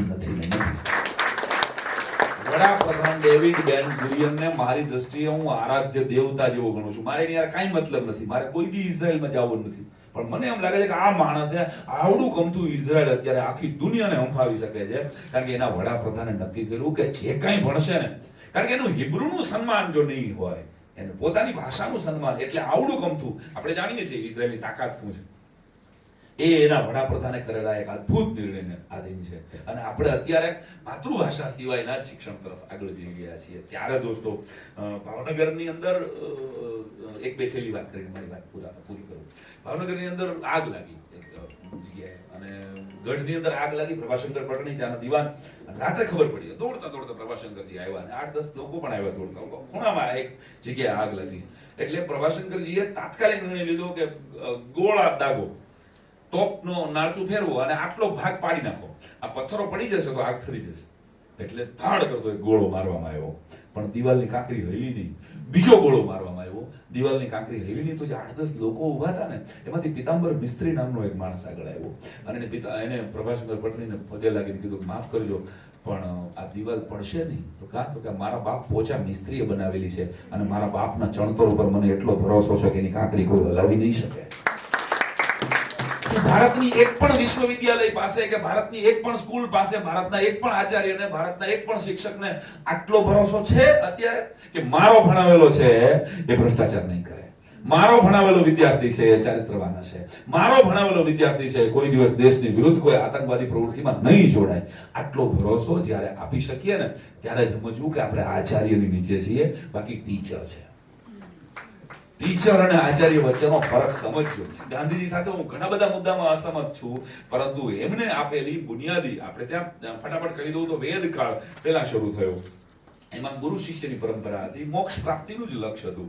એ વેદ પ્રાપ્તિ પછી આપણે બૌદ્ધ કાળમાં આવ્યા. વેદ પછી એ બૌદ્ધ કાળની અંદર નાલંદા, તક્ષશિલા અને વલ્લભી ઉપર વધારે આપણું કામ થયું. હજારો વિશ્વવિદ્યાલયો અને હજારો વિદ્યાર્થીઓ આવ્યા. એ બૌદ્ધ કાળ પછી મધ્યયુગ જે શિક્ષણનો છે એ ઇસ્લામી મુગલ સલ્તનત આવી, લગભગ 600-650 વર્ષ આપણી ઉપર મુગલ કાળની. અને ફ્રી શિક્ષણ જે આપણને અત્યારે મળ્યું છે એની સારી વાત એ હતી કે એ આપણને મુગલ કાળ દરમિયાન મળેલી ભેટ છે. બધા પણ એમાં સ્ત્રીઓને તો ભણાવવામાં નહોતી જ આવી. જે વેદોમાં પણ એવું હતું કે ત્યારે સ્ત્રીઓ મૈત્રી સિવાય યાજ્ઞવલ્ક અને મૈત્રીની વાત મળે છે, બાકી સ્ત્રીઓ ક્યાંય સીધી શિક્ષણમાં જોડાયેલી વેદકાળમાં પણ નહોતી, બૌદ્ધિક કાળમાં પણ નહોતી અને મધ્યકાળમાં પણ નહોતી. અને પછીની આપણી જે 1986 પછી જે શિક્ષણ નીતિ આવી, નવી શિક્ષણ નીતિ, અને ત્યારબાદ મને બહુ આશા છે કે જે આ કેમ કે ઓલે મહાભારતના યુદ્ધના વચ્ચે ગીતાજી જેમ પ્રગટ થયા હતા, એમ કોરોનાના કાળમાં એક જ સારું કામ જો થયું હોય દેશ લેવલે તો એ રાષ્ટ્રીય શિક્ષણ નીતિનું અવતરણ છે. રાષ્ટ્રીય શિક્ષણ નીતિમાં એ 6થા ધોરણથી છૂટ આપવામાં આવે છે કે મારી સ્ટ્રીમ ડિઝાઇન કરી શકું, હું નક્કી કરી શકું મારે ભાઈ આર્ટમાં જવું છે અને વકીલાતમાં જવું છે અને ડ્રામામાં જવું છે. તો એ દિશાઓ પણ આ જુઓ ને તો ફરીવાર જ્યાં મેં શરૂ કરી હતી હું આવું છું કે હિમાલય જેવડા છે. રાષ્ટ્રીય શિક્ષણ નીતિ એક સરકારી યોજના છે, ખાલી બહુ બધા થિંક ટેન્ક સાથે વિચારીને મંથન કરીને 450 પેજની આ રાષ્ટ્રીય શિક્ષણ નીતિ ભારતને મહાસત્તા બનાવવા માટે પૂરી સક્ષમ છે. પણ જો એના માટે દરેક વાલીએ જાગવું પડશે, દરેક શિક્ષકે જાગવું પડશે, શિક્ષણની ચિંતા કરનારા બધાએ સાથે મળીને કામ. આમાં એક જણો પણ ફેલ જાય ને એટલે બધા ફેલ જાય એમ છે. એ બહુ મોટું કામ છે. જો આપણે એ કરી શક્યા તો મને એમ લાગે છે કે 2030માં બહાર પડનારો જે બાળક હશે એ અદ્ભુત, કારણ કે એની પાસે કેટલી બધી આકાશ હશે, કેટલા બધા અજવાળા હશે, કેટલી બધી આકાશ ગંગાઓ ખુલતી હશે કે મને આ નથી ગમતું, મારે FY ભણવું છે, પછી મને નથી મજા આવતી, તો હું એન્જિનિયરિંગમાં જઈ શકું. આ છૂટ જ નહોતી ને તમે ને મારે તો કરવું જ પડ્યું હતું. હું ઇલેક્ટ્રિકલ એન્જિનિયર છું સાહેબ. ઇલેક્ટ્રિકલ મારા બાપાએ કીધું એટલે મારે કરવું પડ્યું. આરામ જો મને ક્યાંય કામ લાગ્યું હોય તો એન્જિનિયરિંગ. પછી હું મારી મમ્મીએ કીધું એટલે હું શિક્ષક થયો. મમ્મી પપ્પા કે એમ જ આપણે એક સમયે તો હજી કરીએ છીએ અને વી આર ધ લાસ્ટ ને આપણે છેલ્લી પેઢી છીએ કે આપણે મમ્મી પપ્પાએ કીધું એમ કર્યું. ગૂગલની સહાયતા વગર ભણનારી વી આર ધ લાસ્ટ છેલ્લી પેઢી છે. મેગી ખાધા વગર મોટી થનારી આપણે છેલ્લી પેઢી છીએ. આપણા પછી તો વાત જવા દે. એટલે તો મમ્મી પપ્પાએ કીધું કે એન્જિનિયર થા, મમ્મીએ કીધું કે એન્જિનિયર થા, પપ્પાએ કીધું તું શિક્ષક થા. આ બેની વચ્ચે હું કલાકાર થયો. મારાથી મોટો કન્ફ્યુઝ એજ્યુકેશનિસ્ટ તમને મળશે જ નહીં કે હું મારી મેળે થઈ ગયો. હું ક્યારે શિક્ષણ આરામ જો હું કઈ પોતાને શિક્ષણ વિધેય ગણતો હતો. મને અનુભવમાંથી જે મળ્યું ભાઈ, હું લોકો પાસેથી PhD થયો. મારી ડિગ્રીઓ નથી, હું I am not graduate person boss, પણ યુનિવર્સિટીમાં લેક્ચર હોય છે મારા, કારણ કે હું લોકો પાસેથી બહુ શીખ્યો યાર. મને માણસોએ જેટલું શીખવાડ્યું ને એટલું કોઈ યુનિવર્સિટીએ શીખવાડ્યું નથી. તો આપણે એ પણ ઔપચારિક શિક્ષણ અને અનૌપચારિક શિક્ષણ અને કેળવણી મને બે રીતે જુદા એટલે પડે છે કે અહીંયા બાર સરોવર ની હોટલની બહાર એક જબરજસ્ત એક્સિડન્ટ થાય અને તમારી ગાડીનો ઇન્ડિકેટર ને ગ્લાસ બે તોડી જાય અને એ ગાડીમાંથી એક જણો બેઝબોલ લઈ અને સીધો જેને તોડ્યો હોય એને મારવા જ માંડે. ને ખબર પડે કે એ તો પ્રોફેસર હતા જે આ મારવા માંડ્યા. અને પછી એની પાછળ જ એક સાયકલ વાળા પડી જાય પોતે, અને સાયકલ વાળો હળવે રીતે કે કાંઈ વાંધો નહીં ભાઈ, હશે આવું તો થયા કરે. તો આ બેયમાં તમે ભણેલો કોને ગણો છો? સાયકલ વાળાને કે ગાડી વાળાને? બસ. તો શિક્ષણ એટલે કે ગોખવું અને કેળવણી એટલે કે બધું જ ભૂલાઈ જાય પછી જે યાદ રહે ને એનું નામ કેળવણી છે. બધું ભૂલાઈ જાય આપણે પછી આપણે સમાજમાં કેવી રીતે વર્તીએ છીએ, આપણા બધા ડિગ્રીઓ મળી જાય પછી આપણે સમાજમાં કેવી રીતે વર્તીએ છીએ, એ આપણી કેળવણી છે, આપણા સંસ્કારો છે. તો આપણે ઘરમાં ચાંદલો કરીએ છીએ, દીવો કરીએ છીએ, એ ક્યાં આપણને સ્કૂલમાં લેસનમાં આપવામાં આવેલું છે ભાઈ? આપણે નોરતાના આપણે હજી બધાના ઘરમાં લગભગ થતા હોય છે, અનુષ્ઠાન થતા હોય છે, નોરતાના નિવેદ થતા હોય છે. એ ક્યાં કોઈ યુનિવર્સિટીએ લખેલું છે ભાઈ આપણને આપેલું છે કે આટલું કરજો અને તો તમે હિન્દુ નહીં ગણો? આવું તો કેને કીધું નથી. તો એક આખું જીવન શૈલીનું શિક્ષણ છે, એ જીવનનું શિક્ષણ છે, પરંપરાનું શિક્ષણ છે, એ આપણને પરિવારમાંથી મળ્યું છે. એની પણ ખેવનાની જરૂર છે. 2060 ની અંદર એનું પણ બહુ ભયંકર ભવિષ્ય હશે. અને સ્કૂલો અલબત્ત આપણી ભારતીય સનાતન પરંપરાની અંદર રહેલા સત્યનો ઉજાગર કરતી નીકળે તો જ આપણે પહોંચી શકીશું. મારું એવું માનવું છે કે રામાયણ અને મહાભારત ને નવી રીતે આપણે નવા એંગલથી લોકો સમક્ષ રજૂ કરી શકીશું તો એમાંથી રસ પડે. આખી દુનિયાના તમામ સંબંધોનું સાયન્સ એટલે મહાભારત છે. આખી દુનિયા તમે કોઈ ભાઈની હારે કેમ વર્તવું, ભાઈબંધની હારે કેમ વર્તવું, પતિએ પત્નીની હારે કેમ વર્તવું, આનું શ્રેષ્ઠ જો કોઈ દર્શન હોય તો એ મહાભારત છે. પણ આપણા જ લોકોએ, મેં કીધું ને ફરી વાર અહીંયા આવું છું કે બૌદ્ધિક બદમાશોએ એવું ચલાવ્યું કે મહાભારત ઘરે ન કઈ બધા એમાં તો ઝઘડાઓ થાય, જાણે કે મહાભારત નથી રાખતા તો નથી થતા ઝઘડા. આપણા લોકો ચલાવ્યું છે ને જે એ મિથને આપણે ખાળવાનું છે બધાએ સાથે મળીને. તો કદાચ આપણે પ્રત્યેક ભારતના પ્રત્યેક વ્યક્તિ જો ભારતનો બ્રાન્ડ એમ્બેસેડર બનવા, આમાં કોઈ એક માણસ આપણી તકલીફ છે ને કે આપણે અવતારોની રાહ જોઈને બેસીએ છીએ. આપણે કઈ કરવાનું હોય, આ કોઈ કરશે ને, આપણો નેતા બનાવી નાખ્યો ને, આ કરશે ને કોઈ, આપણે આને તો કીધું તમે ન કર્યું મોટા. આપણે કોઈની આશાએ બેઠા છીએ ત્યાં સુધી કઈ ક્રાંતિ નહીં થાય. કોઈ નથી કરતું. મને ખબર પડી 14 વર્ષ કામ કર્યું આટલા દેશમાં હું ફર્યો, આ કોઈ નહીં થાય ભાઈ. અને ગવર્નમેન્ટની જોબ ને પાટું મારીને કે આપણે આપણા લોન લઈને નિશાળ કરવી નહીં હાલત, બીજું શું થશે? 2 નહીં ગોવાળ ને 22 નહીં ગોવાળ. મેં શરૂ કરી, મને ખબર હતી કે મેં અદ્ભુત કામ કરી નાખ્યું એવું મને સહેજે માનવું નથી, પણ સાલું મને હું છે ને જે દિવસે ઉપર જાઉં ને તે દિવસે મને મારા વડવાઓ આંખમાં આંખ નાખીને એમનો પછી બેટા તે તારા ભારતને ઊભું કરવા માટે કાંઈ ન કરી શકું, તે દિવસે હું મારા વડીલો અને મારા પિતૃઓ સામે નીચું ન જોવો જોઈએ. હું મૂછ ઉપર હાથ રાખીને કેવો છે કે આપણે નિશાળ તો બનાવી, કોઈ શીખા નહીં એના નથી, કોઈ એડમિશન ન લીધું એના નથી. રાવડી રાઠોડની જેમ હું મારા અરીસામાં મારી સામે ઉભો રહી શકું ને એક હિન્દુ તરીકે, સનાતન ધર્મના ભારતીય તરીકે મેં શું કર્યું મારા દેશ માટે? તો કે મેં નાનકડી સ્કૂલ કરવાની ટ્રાય કરી, મેં યજ્ઞને જગાડવાની, એને સિસ્ટમમાં લાવવાની ટ્રાય કરી, મેં એજ્યુકેશન સિસ્ટમમાં ડાન્સ કરીને એક્ઝામ કેમ ન લઈ શકાય એવી કોશિશ કરી.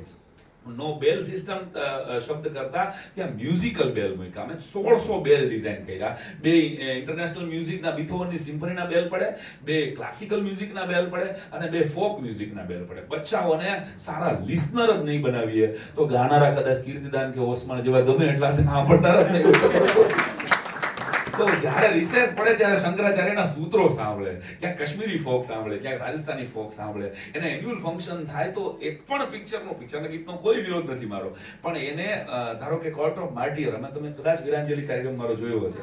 એ વીરાંજલી કાર્યક્રમ મારી સ્કૂલના એન્યુઅલ ફંક્શનમાંથી જન્મેલો કાર્યક્રમ. કોર્ટ ઓફ માર્ટિયર નામનો 700 બાળકો સાથે એક દેશભક્તિનો કાર્યક્રમ અમે, કારણ કે એસએસ ના ટીચરે એમ કહ્યું કે આને અંગ્રેજોની સામે રસ જ નથી, આને આઝાદીની કિંમત જ નથી સર, એસએસ માં માર્ક બહુ ઓછા આવે છે. એટલે મેં આખું એન્યુઅલ ફંક્શન લખ્યું અને કેટલાક છોકરાઓ કોર્ટ કેસ કરે ગાંધીજી ઉપર ને ભગતસિંહ ઉપર ને જહાંગીર ઉપર ને એક આવો એક ડ્રામા લખ્યો. 700 બાળકોએ એ કોર્ટ ઓફ માર્ટિયર ભજવો, ઇન્ટરનેટ ઉપર છે, અને એમાંથી વીરાંજલીનો જન્મ થયો. આખું મહાભારત એન્યુઅલ ફંક્શનમાં ભજવાય. આ વખતે ડિસેમ્બરમાં મારી ઉપનિષદ ગંગા નામનું સનાતન ધર્મની બધી સારી સારી વાર્તાઓ ઉપરનું એન્યુઅલ ફંક્શન છે. તો મને એટલું ખબર છે કે વર્ગખંડોમાં જે નથી ભણાવાતું, મા બાપ જેના માટે ફ્રી નથી, એ કામ મારે મારી સ્કૂલમાં એન્યુઅલ ફંક્શનથી કરવું છે, એક ગીતથી, એક ડ્રામાથી કરવું છે, અને શક્ય છે 2060 આપણે બધા હશું અને આપણે સરસ ભારતની રાહ જોતા હશું. Thank you very much. તમને કેવું લાગ્યું એ ખબર નથી મને. Thank you.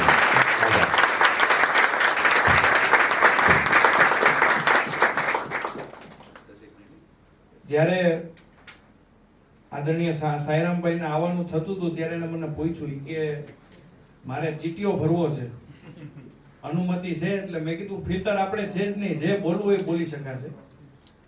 કારણ કે કદાચ આપણે, મેં કીધું હોત ને કે ફિલ્ટર રાખજો, બોલવામાં સંયમ રાખજો, તો કદાચ આપણી આંખો આજે ન ખુલી હોત. એટલે આદરણીય સાયરામભાઈનો, અને ખાસ કરીને આપણે જોવાની વસ્તુ છે કે કોઈ વ્યક્તિ કંઈ બોલીને વયો જાય અને પોતે વસ્તુઓનું ઇમ્પ્લિમેન્ટેશન ન કરે તો એ ખોટું ગણાય.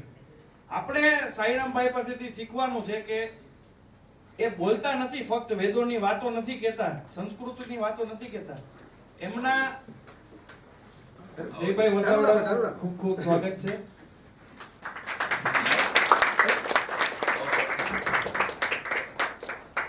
સાઈરામભાઈએ એમના દીકરાને સાંદીપની આશ્રમ, ભાઈ શ્રી રમેશભાઈ ઓઝાનો જે આશ્રમ છે,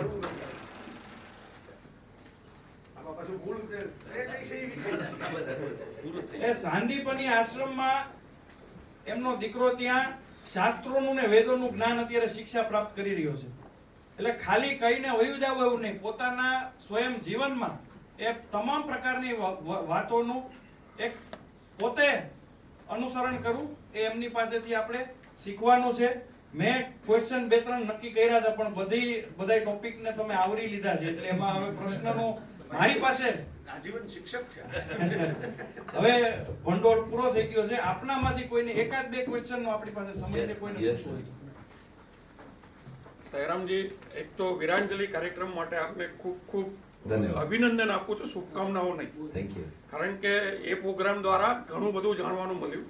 જી. વિશેષ આભાર આપનો એટલા માટે માનું છું, આપનો એક પણ વીરાંજલિ કાર્યક્રમ મેં સાણંદ મુકામે છોડ્યો નથી. આપે બહુ સરસ વાત કરી. એક આપનું ધ્યાન અને તમામ લોકોનું ધ્યાન દોરવા માંગુ છું. શિવાજીને આપણે બધા જાણીએ છીએ, સિદ્ધરાજ જયસિંહને કેટલા લોકો જાણે? આ મોટો પ્રશ્ન. ખાલી પુસ્તકમાં આપણને ભણાવવામાં આવ્યું કે એણે આ તળાવ બંધાયું અથવા સહસ્ત્રલિંગ તળાવ બંધાયું. મોગલો સાથેની યુદ્ધ સૌથી વધારે જો કોઈ લડ્યું હોય ભારતના ઇતિહાસમાં, શિવાજી કરતા પણ એ વધારે લડ્યા. આપણે કોઈ જાણતા નથી. સૌથી નાની ઉંમરે કોઈ રાજ્ય અભિષેક કોઈનો થયો હોય તો સિદ્ધરાજ જયસિંહજીનો થયો. પ્રશ્ન શું છે તમારો?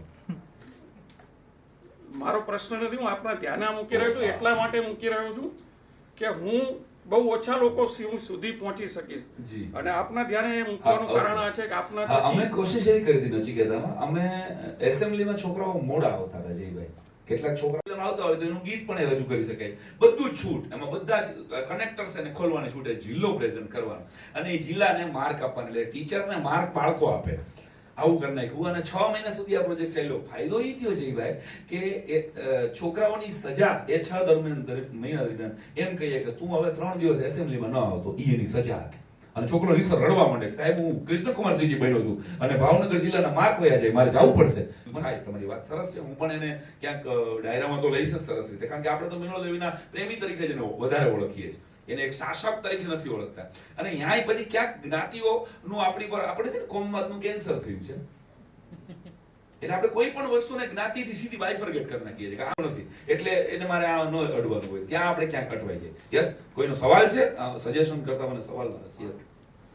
હું પણ ટીચર છું જી. અને હું બંધારણ ભણાવું છું જી. અને મારા હિસાબે બંધારણ છે ને વેસ્ટર્ન ડોક્યુમેન્ટ છે, જેનું આપણે એક્ઝામ્પલ જોયું સબરીમાલા કેસમાં કે મહિલાઓને મંદિરમાં જવું જરૂરી છે, પણ મંદિરમાં એમને કેમ જવું છે એ સવાલ પર કોઈ જવાબ આપતું નથી કે એમને કેમ જતા રોકવામાં આવે, પણ મંદિરમાં કેમ જવું જોઈએ.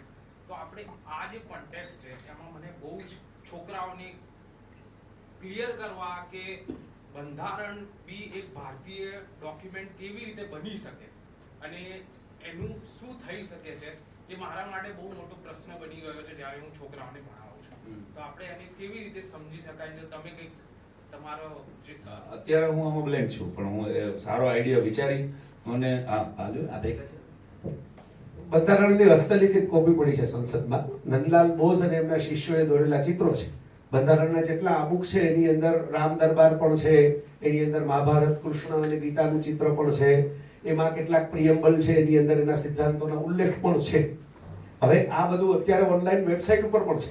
જેમણે બંધારણની હસ્તલિખિત કેલિગ્રાફી કરી એમના પણ આખા ડોક્યુમેન્ટરી ફિલ્મ બની ગઈ છે અને એ પણ મુકાયેલી છે.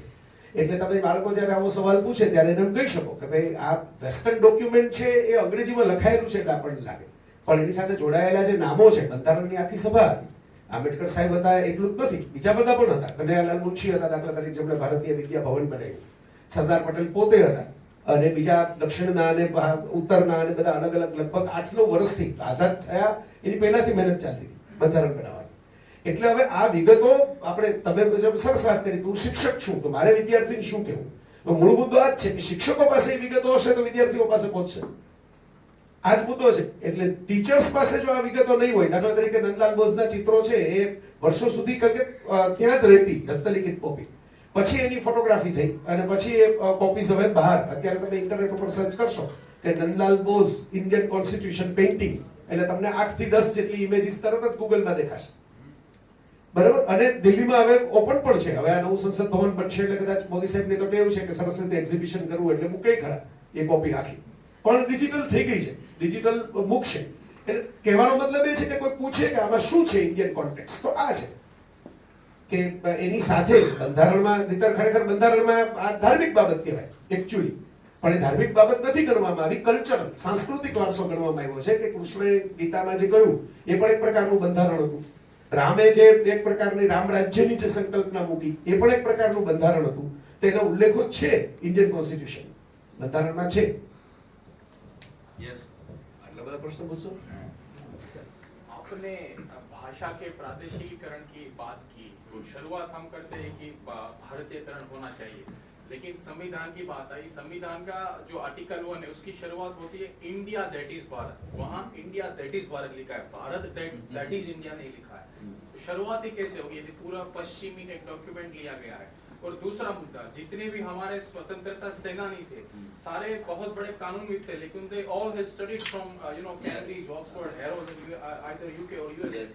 कोई भारत में नहीं पढ़ा था, सब बाहर से पढ़ के आए और भारत के स्वतंत्रता संघर्ष के लिए संघर्ष किया. હા, કારણ કે મુગલોએ ખલાસ કરી નાખી ને. નાલંદા જ્યારે બાળવામાં આવી ત્યારે 1 મહિના સુધી તો એની લાઇબ્રેરીના પુસ્તકો બળ્યા. 1 મહિના સુધી, કેન યુ બિલીવ ધીસ? તો આપણને ખતમ કરી નાખવા પાછળના ભયંકર પ્રયત્નો થયા છે. એટલે ક્યાંથી અહીં ભણી શકે? નાલંદામાં વલભીપુરમાં 20,000 વિદ્યાર્થીઓ લાઈનમાં ઉભા રહેતા હતા.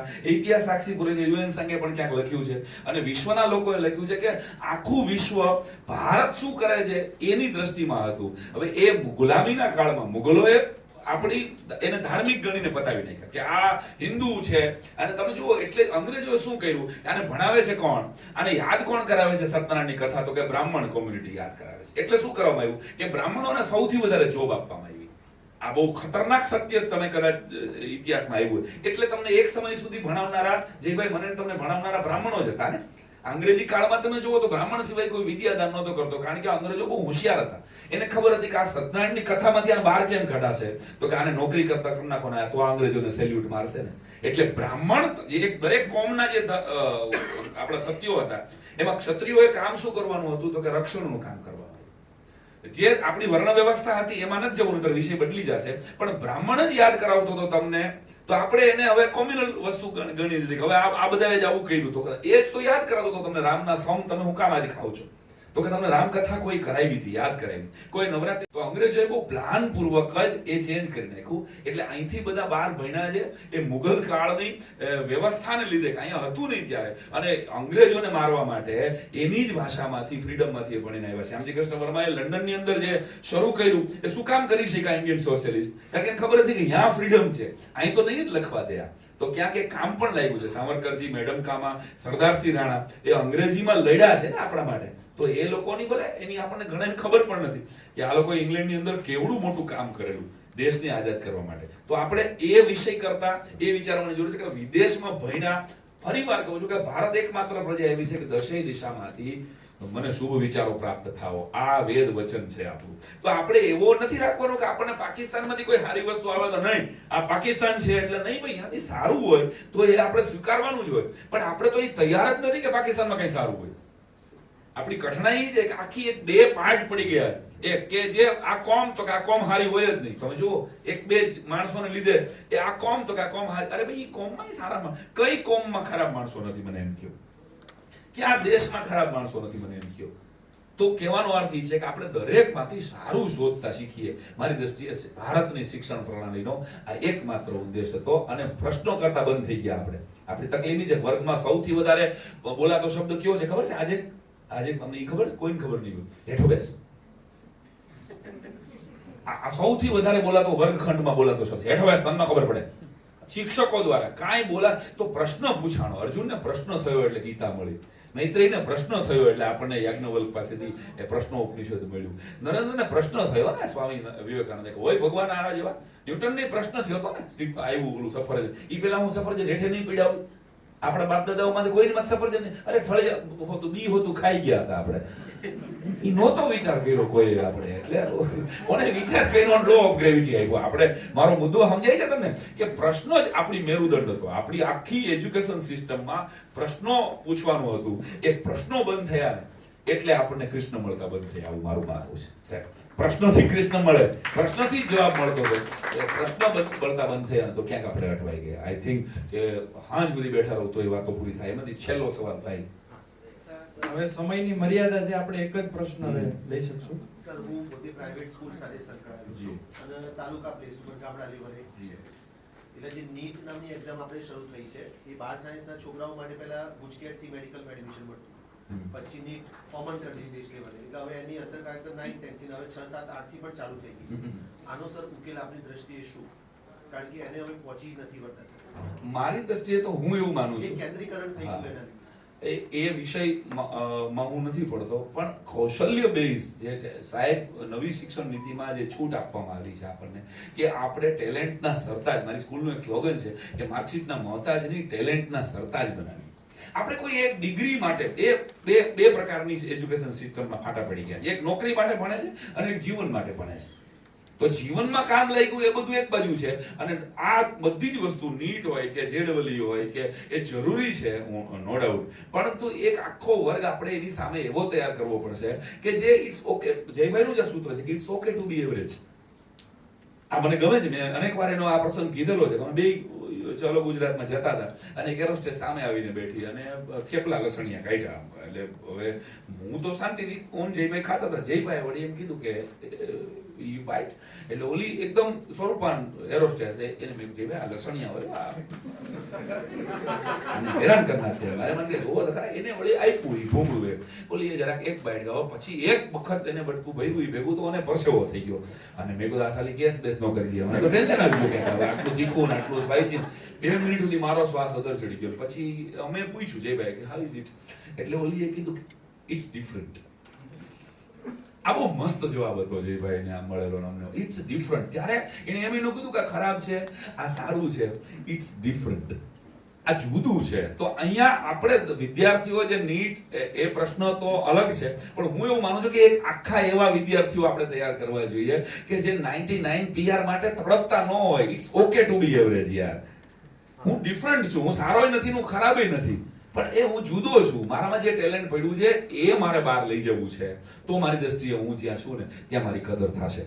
માત્ર ને માત્ર માર્કશીટ તો આપણે આપેલી ભરેલી ફી ની રસીદો છે યાર ખાલી. તો માત્ર માર્કશીટ તરફ આપણે દોડીશું તો ક્યાં જઈને ઉભા રહીશું? આપણે કરતા આ રેસ થકાય. અત્યારે 100 માંથી 99 છોકરાઓ લઈ આવે. વિચાર તો કરો, એનો મતલબ કે શિક્ષકો હારી ગયા. શિક્ષકો એવું પેપર નથી કાઢી શકતા કે આમાંથી એક પણ છોકરા 99 માર્ક ન આવે. આનો મતલબ એમ થયો ને કે આપણે તો આપણે શીખવાની વાત છે. 99 માર્ક લઈ આવે છે તમારો વિદ્યાર્થી, એટલે મતલબ કે તમારામાં તેવડ જ નથી બોસ કે તમે એવું પેપર કાઢી શકો કે માંડ પાસ થાય. અને એવું એકાદ વખત ગણિતનું નીકળ્યું તો ફીણ આવી ગયા હતા, ખબર છે ને આપણને. તો પાછા શિક્ષકોની બદલી થઈ, પેપર સેટરનો રાઉન્ડ નીકળી ગયો. કહેવાનો અર્થ એ છે કે ઇન્ટેલિજન્ટ આઈફોન 14 આપણી સામે આવી રહ્યો છે, અપડેટ થાય છે. એક શિક્ષક જ અપડેટ નથી થતો. આપણે જે સિસ્ટમથી ભણ્યા હોય ને એ જ સિસ્ટમથી ભણાવીએ છીએ. આપણી આ તકલીફ છે.